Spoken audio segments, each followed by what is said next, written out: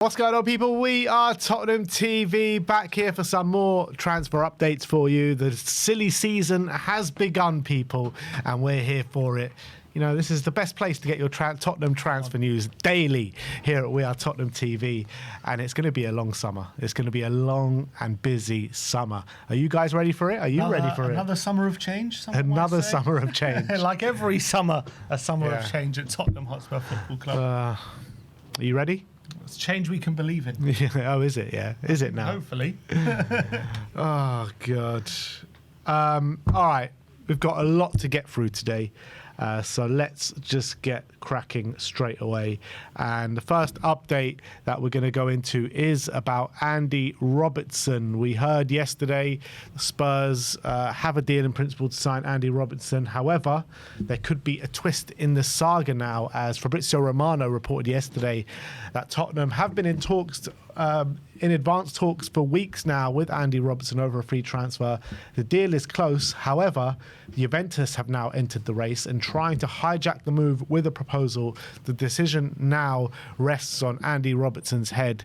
And I was thinking about this last night and I was like, this is such a classic Juventus signing, isn't it? Like, they love these kind of signings. They also love a free transfer. Yeah, they love it. The exactly experienced player, a bit of a cast-off from the Premier League. It's a very Serie A signing and definitely a Juventus signing as well. If I'm Robertson, I think I probably do go to Juventus because, you know, do you want to end your career saying, you know, I went from Liverpool to Juventus and potentially a Serie A winner, still competing at the, you know, some of the biggest clubs? I know Tottenham, obviously, look, we're a big club, not saying we're not. But if you're Robertson, I think you probably want to end your career saying, oh, I played for the likes of Liverpool and Juventus, not like went off to Tottenham when I was a cast-off at Liverpool, you know what I mean?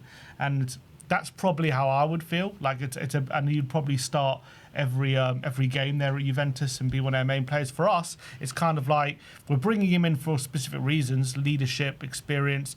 Are we bringing him in because we think he's a major upgrade at left-back for us? Not necessarily. So I know he's probably going to come and be the first choice left back. I'm sure he believes he's better than Udogie. I'm sure he believes he's going to be our first choice left back. And he might well be, but you know, I know they did miss out on Champions League football, but they got European football still next season, Juventus, and they are a massive club in Italy.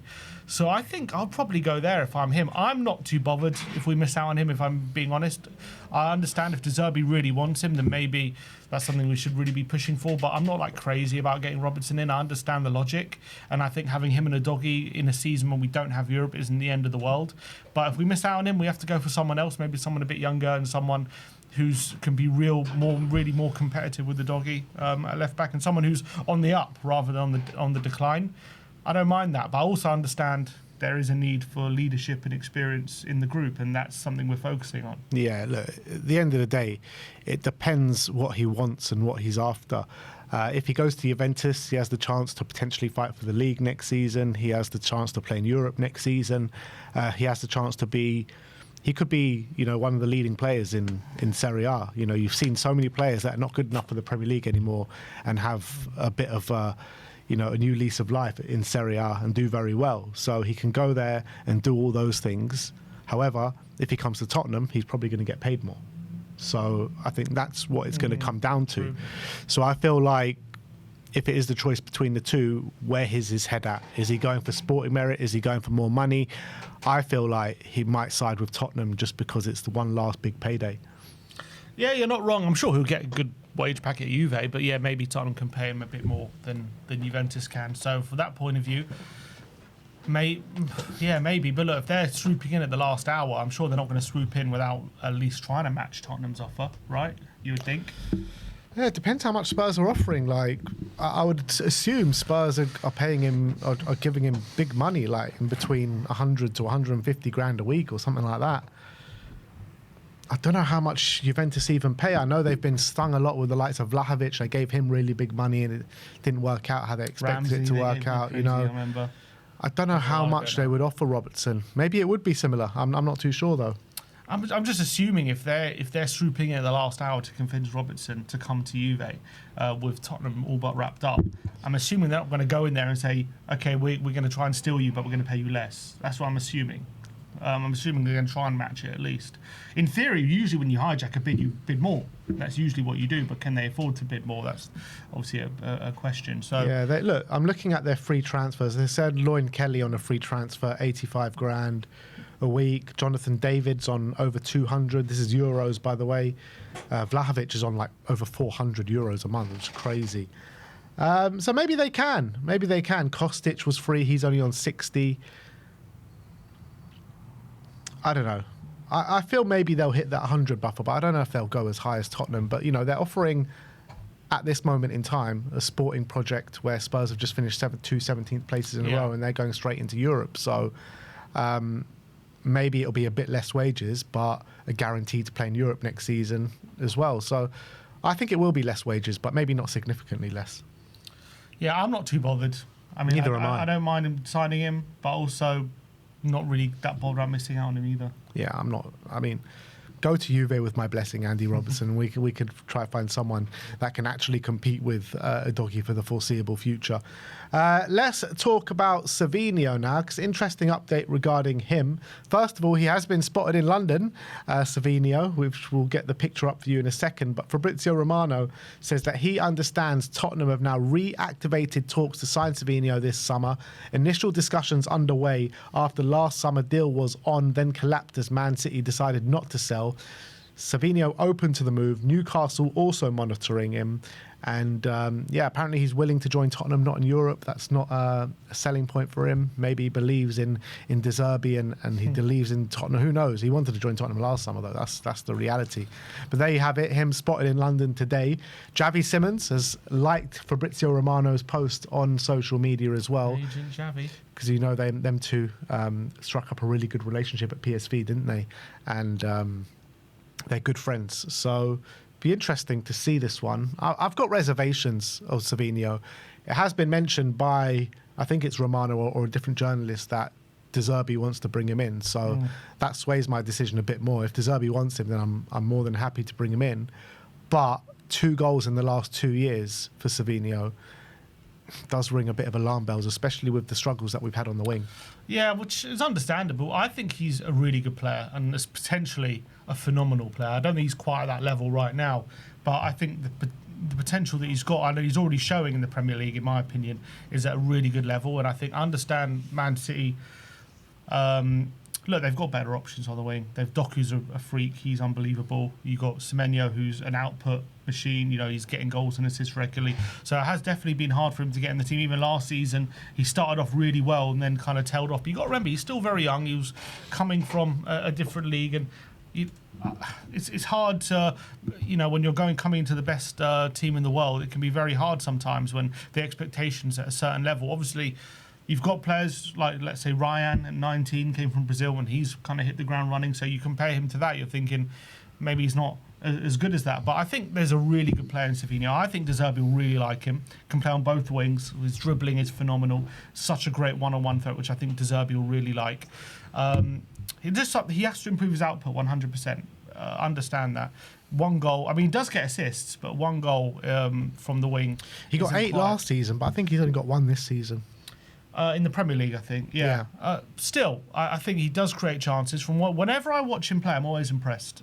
He always frustrates you, but he always kind of leaves you on the edge of your seat as well. He's one of those players who you're never quite comfortable when he's around. I think he always kind of creates openings and does create chances and creates openings for shots as well. But 100%, he has to improve that thing. But not all players have finished Artcourt at 22. And I do think if we got him, especially for a reasonable price, it could pay dividends later on, 100%. And I think De Zerbi will want him, to be honest. I think De Zerbi will really like someone like him to come to the club. But you're right. There is a output deficiency on the wings when it comes to goals and assists. And does Savinho come in, and are we confident he's going to immediately change that? That's a big question. You look at all our options on the wing. Let's say we bring in Savinho, right?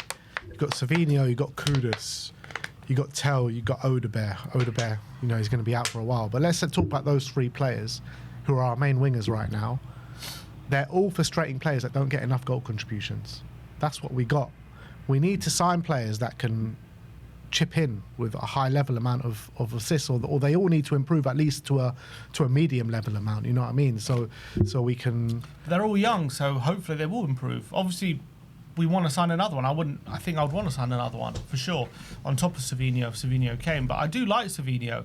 I think if we were to negotiate them down to about 45, 50 million, something that around that ballpark, which apparently is rumoured to be the fee they're willing to go down to, I'm really open to it, and I think he would do really well under Zerbi. I think obviously Pep Guardiola very much likes him because he wouldn't sell him to Spurs last summer, and we had the deal and he was open to come in, and we wanted to get that first team minutes and more trust from the manager on the pitch, and Pep Guardiola just basically didn't let it happen because he has a lot of faith in Savinho in the future, and he's always spoken very highly of him, hasn't he, saying that this guy can be a top player one day if he refines his game, blah blah blah.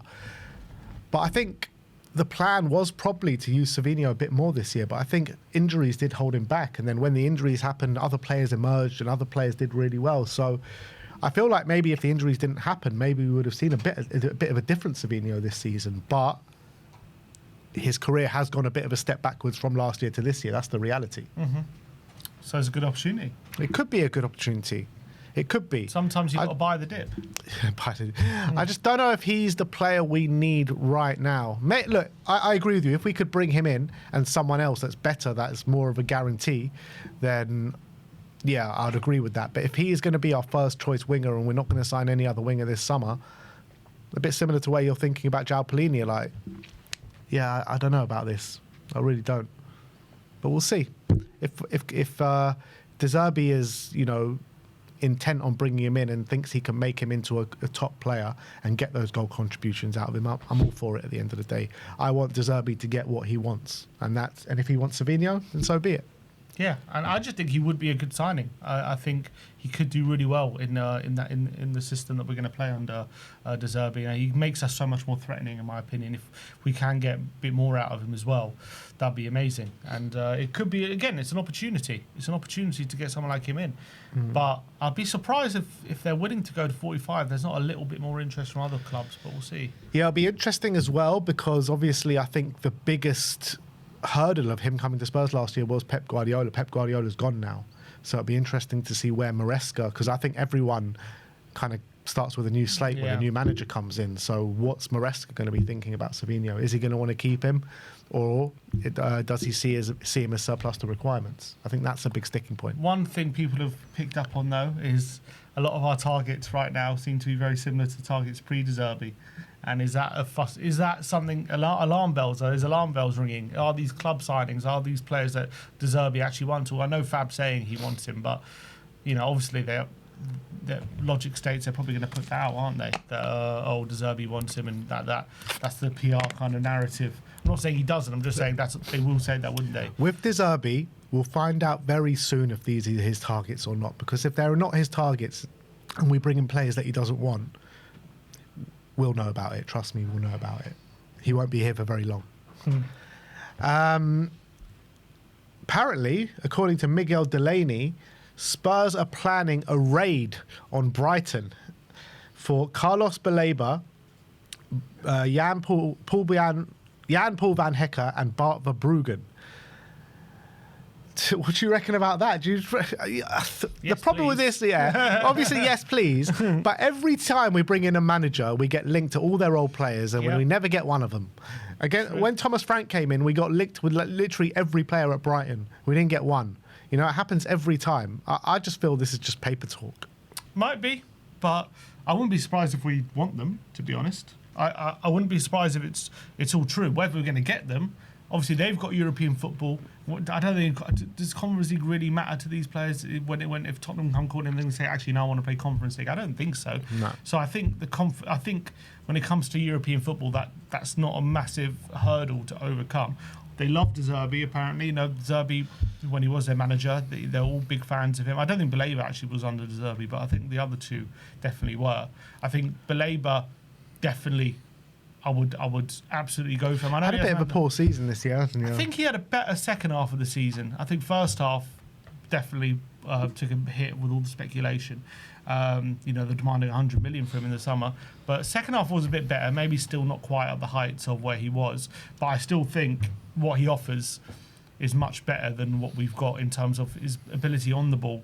And obviously we know his ability off the ball as well is second to none. So like, if we could sign him to be our starting six out, or another player midfield, I'd definitely pick him over Paulini if it was a choice. Obviously Van Hecke, brilliant centre back. I think he's gone on leaps and bounds over his Brighton career. Phenomenal. And obviously with the news of Senesi bringing him in, obviously that would 100% spell the end of Romero, which we're expecting anyway. Obviously we'll talk about what that potentially means for Vuskovic, but I definitely think I would try and get him in if we can. I think he's top class. And three centre-backs of Van Hecke, Senesi and Van de Ven, I mean, that would be one hell of a trio right there, even if to battle out with each other, or even to play a back three sometimes. I think that's going to take some beating. So I think that would be brilliant. I think he already knows how to play under Zerbi as well. Zerbi brought the best out of him. And I think on the ball, he's so underrated. I was watching him when we played them, and every pass was brilliant in between he's the fantastic. lines. Fantastic. So I think him and Van de Ven in a partnership would take some beating. And then Verbruggen, we've spoken about as well. With I think, there's the article said that De Zerbi is still looking to sign a keeper, even though Kinski did really well over the last 7 games. So if that is true, I mean, I would love to bring Verbruggen. I think he's had a really good season. And again, another player who's got now a couple of years Premier League experience behind him, been improving, I think, every season, has gotten better and better. And I think another player who knows what De Zerbi wants, so he would definitely be high on my list for sure. Yeah, look, I said it throughout the season before the emergence of Kinski that he's the keeper that I would want to replace Vicario. I think he's really good. I've been impressed for the last couple of years. 23 years of age, so obviously a very young keeper. I think his shot stopping ability has got better, but it definitely does drop a clanger or two a season. So, but at the end of the day, which goalkeeper doesn't make mistakes? Every goalkeeper makes mistakes. With the ball at his feet, I think he's fantastic. I've said it before, I want to see Kinski as number 1 next season. However, if De Zerbi doesn't think Kinski's up to it and he wants to sign a new number 1, I think Verbruggen is the way that we should go, 100%. So, yeah, look, all 3 of these players I would love to see at Tottenham Hotspur.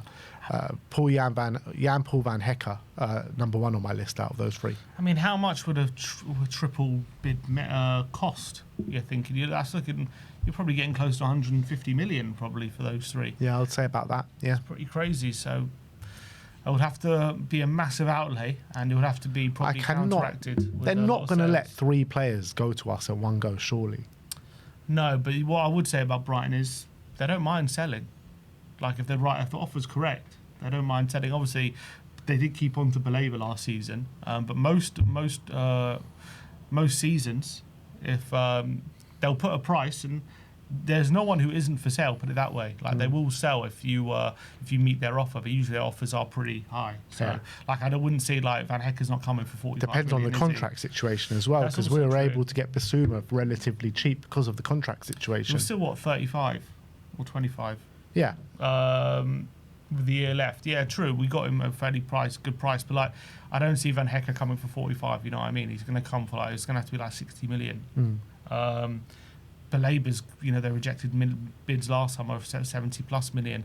Verbruggen, I think Baleba's value's probably gone down from last summer though. Probably. But still that they valued him at 100 million last season. And they were I'm saying they rejected bids of 70. Yeah. So do they now value him around 70? Verbruggen, he's going to be at least 35, 40 million, you would think. So it's big outlay. But I understand that he said in the article De Zerbi considers those players as his players. So they obviously players he knows very well. Did he sign Baleba? I think Baleba was after De Zerbi. So he's not there. He's not his player then. No, but I think Verbruggen and Van Hecke were both there when he was there. So he might have been, but I'm sure he would have known about Baleba. You know what I mean? Because if he's involved in all the scouting and everything, like I'm sure, because they sold. Actually, he might. Maybe he did have him because he sold Caicedo. Caicedo was sold when he was there. Was he there? Was it not Potter? Was it him? No, Potter had him. Potter bought him. Who, Caicedo? Who bought Caicedo for Chelsea? I don't know. For Chelsea, it was Poch. Poch. So he bought him. Oh, from De Zerbi. Oh, De Zerbi. So Baleba might have been there actually. He might have been there for a year. I'm just looking at what these contract expiration dates are. So you got Verbruggen 2028, so a couple of years there. You got Baleba 2028 as well. It says Van Hecke's got a year. And Van Hecke 2027. So maybe there is a deal to be had there. There's not, the longest amount on these contracts. So I think with Van Hecke, I'll be shocked if like Liverpool or someone if Verbruggen wants to leave, this is the summer. This is the summer with 1 year left to go. Because if he's not going to sign a contract, then they want to get rid this summer. So I think you could probably get a good deal for Verbruggen. You might even be able to get him for like 30 million, something like that, maybe even less. That's an unbelievable steal for a goalkeeper of his quality. And with the other two, with 2 years left, it's not. You're not going to play top whack, are you? I'll be shocked though, I'm saying about the thing is with Van Hecke, there might be a bit of a bidding war. We can't be the only clubs in for him with a year left on his deal. With definitely Liverpool looking for a centre back. I wouldn't be surprised if City are dipping into the market for a centre back. Chelsea definitely want a centre back. But could De Zerbi be that pull that we need? Maybe he could.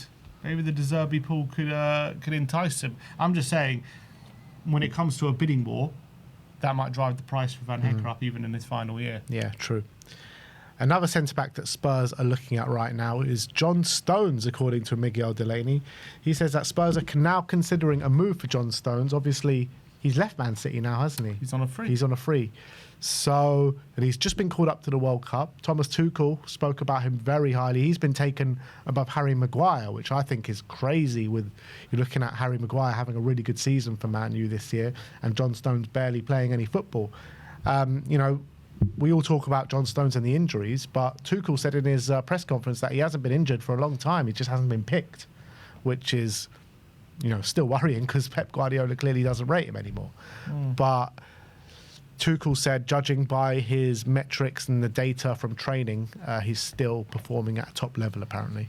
I think, obviously, when John Stones was at his best, was a phenomenal centre-back. But I think that really peaked maybe 3-4 years ago. It was a while ago now since we've seen real peak John Stones. It was when they won the Champions League, actually, wasn't it? Because he was like playing in midfield a bit, and he's a brilliant ball playing. What year was the Champions League? 2023. 23, so about 4 years ago.